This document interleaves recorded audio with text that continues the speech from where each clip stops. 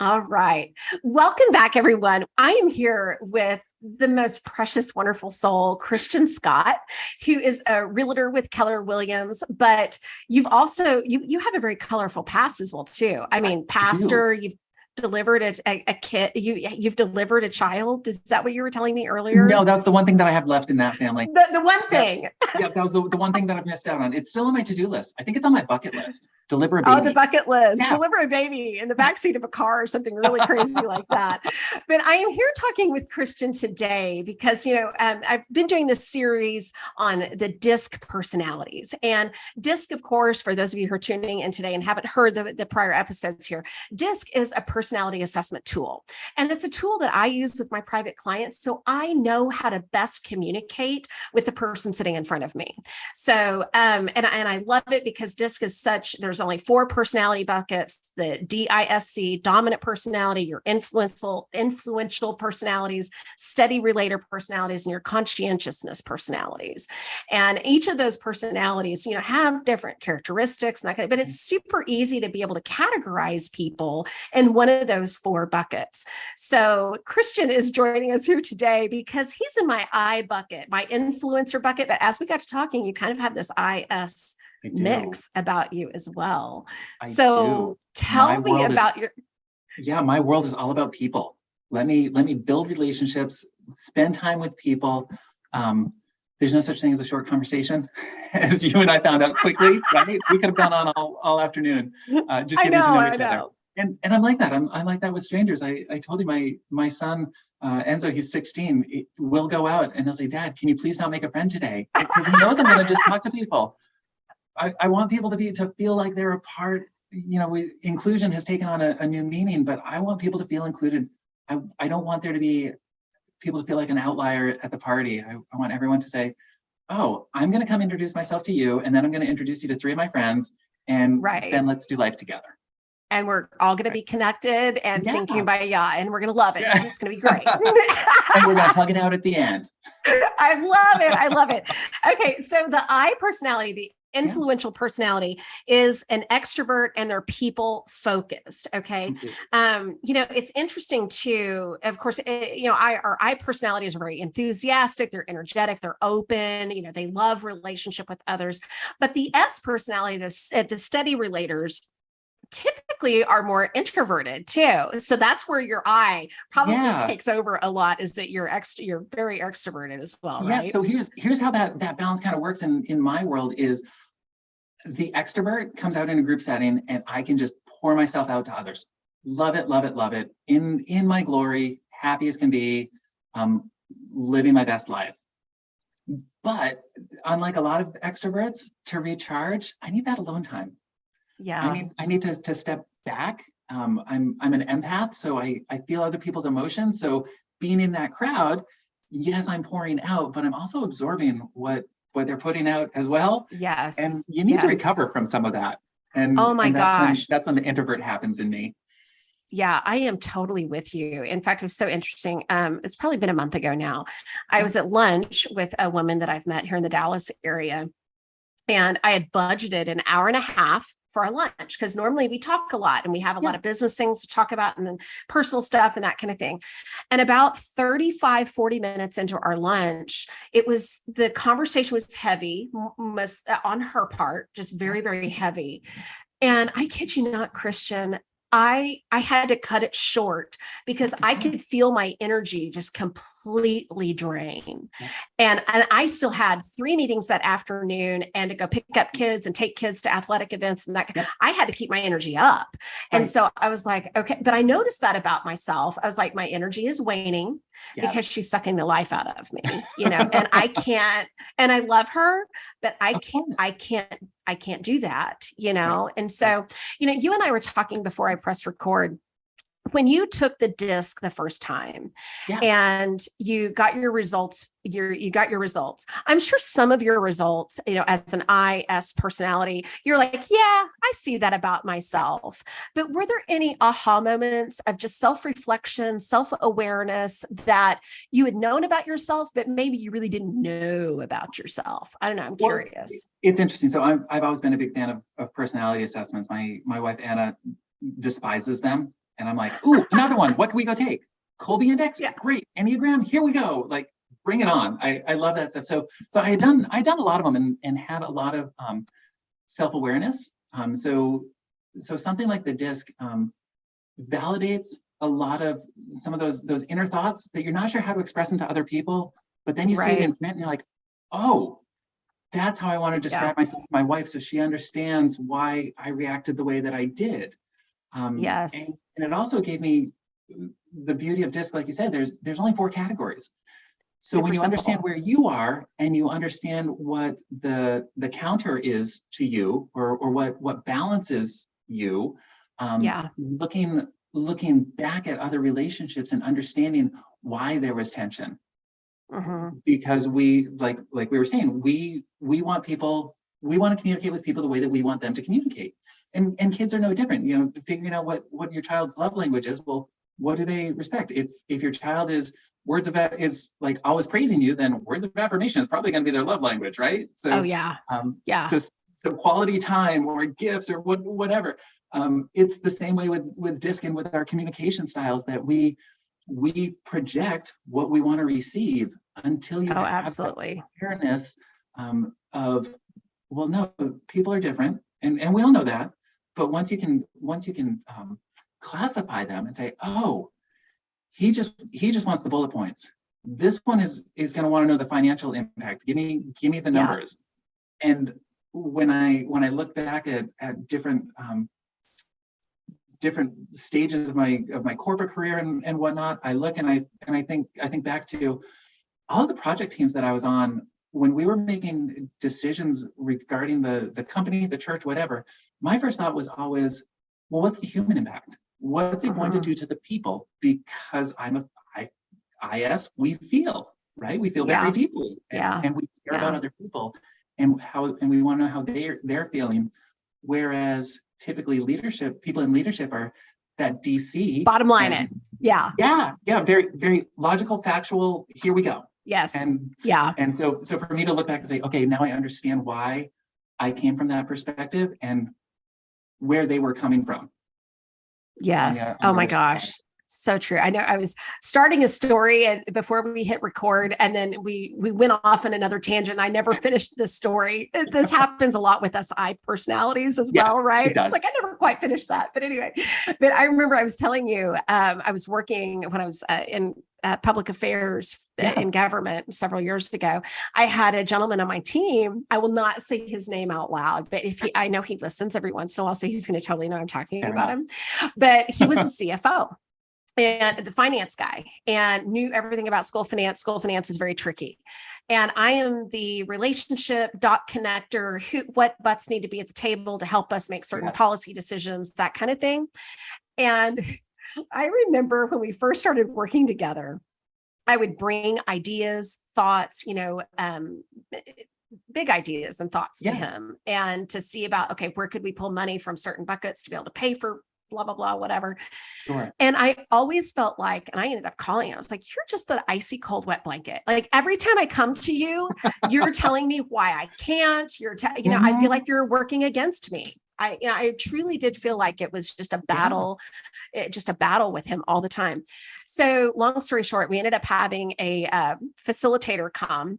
And we took the DISC, and this has been probably the third time that I had taken the DISC, but it was the first time he had taken the DISC. Oh, and he was a hard C, kind of ventured onto D territory as well too. But our C, our conscientious type personalities, are very data driven, very analytical, don't show emotion much.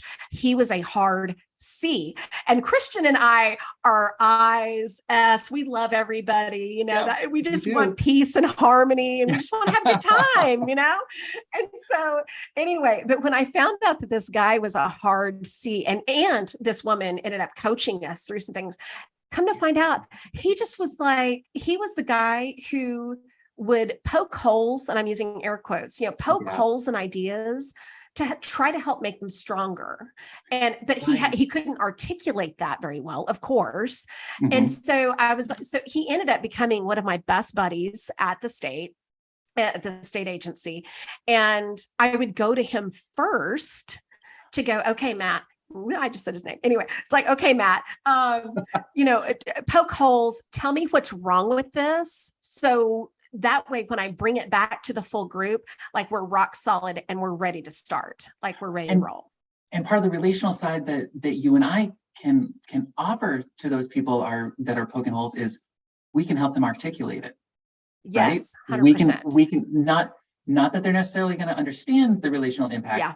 We can deliver it in such a way that people their walls aren't put up when we deliver it.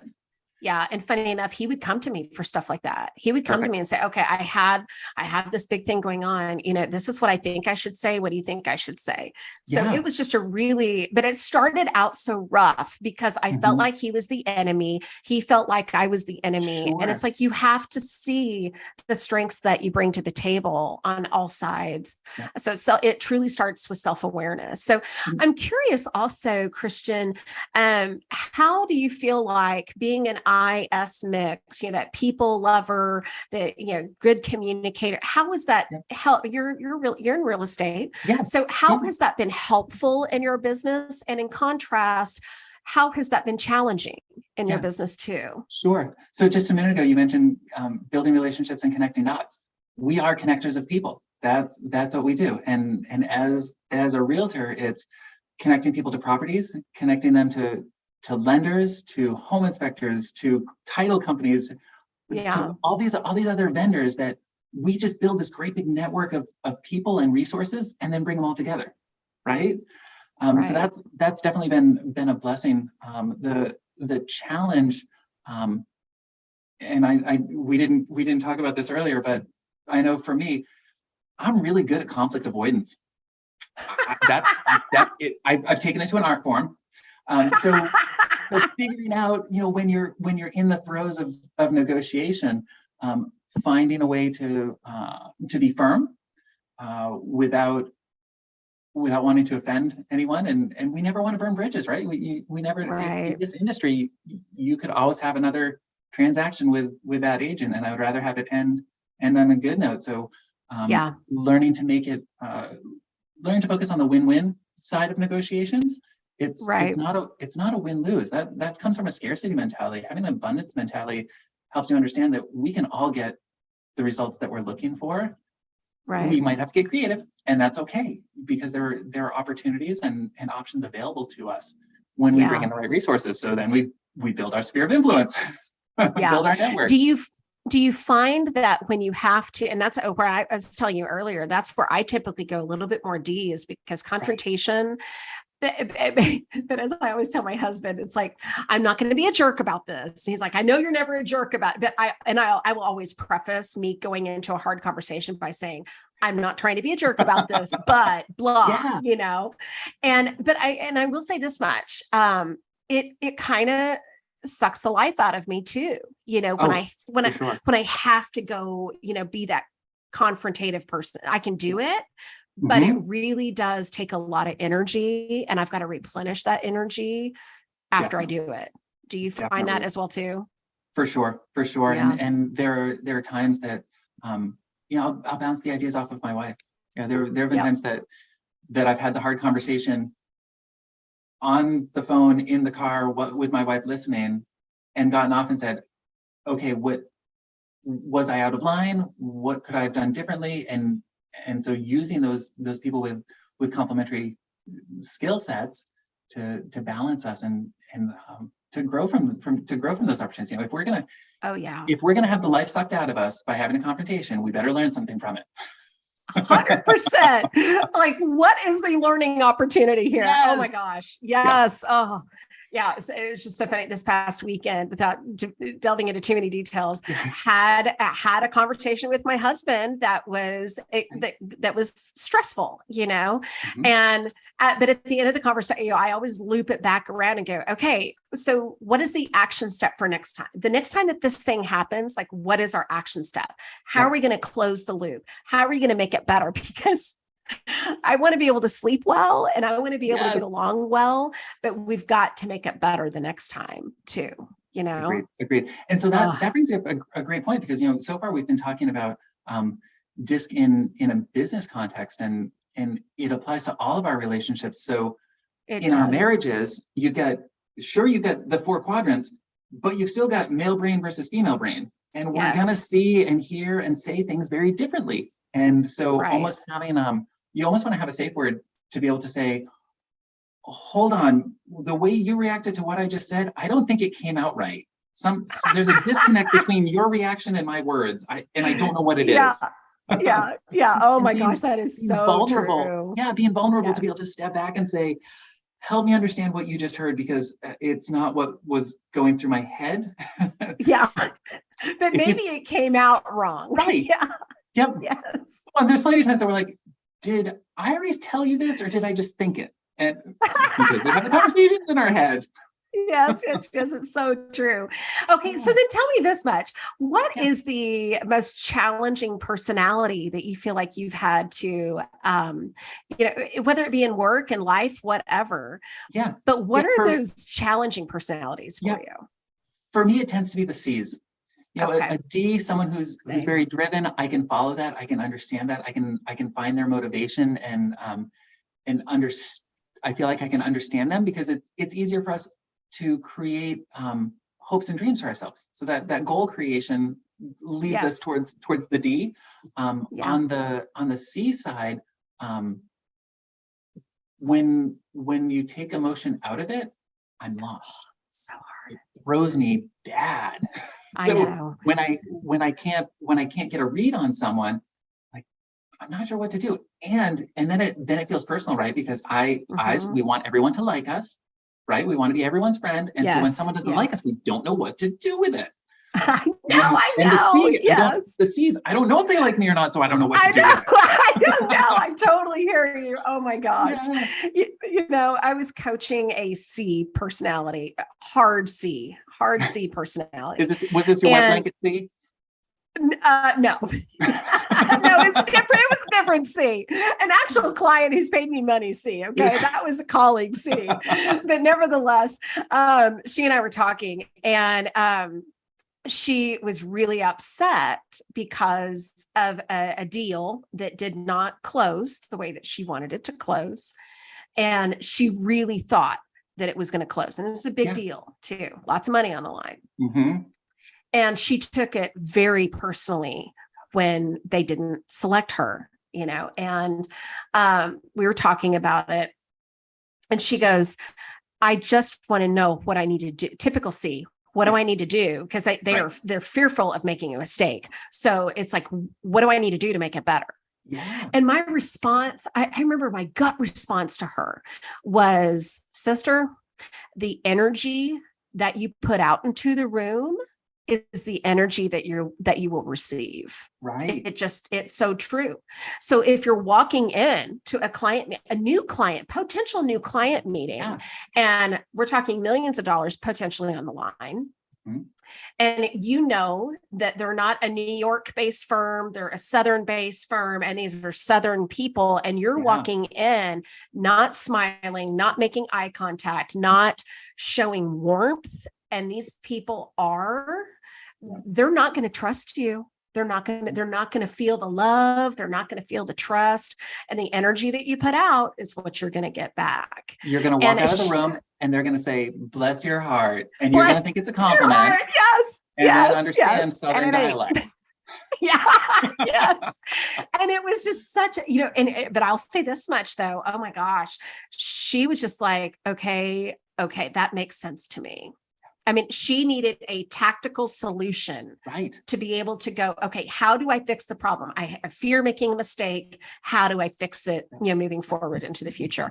And but it's so true. I mean, the energy that you put out is the energy that you're going to get back. So, and sometimes it's not a problem to be fixed, right? So Absolutely. being in real estate, when I first got in, I had a really hard time when I would find out that a friend or family member was using another agent, because I was in a scarcity mentality, right? So.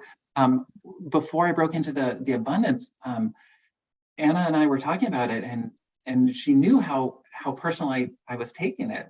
And she said, instead of viewing it as punishment or harm against you, what if you viewed it as God's hand of protection, taking you out of something that wasn't going to end well for you?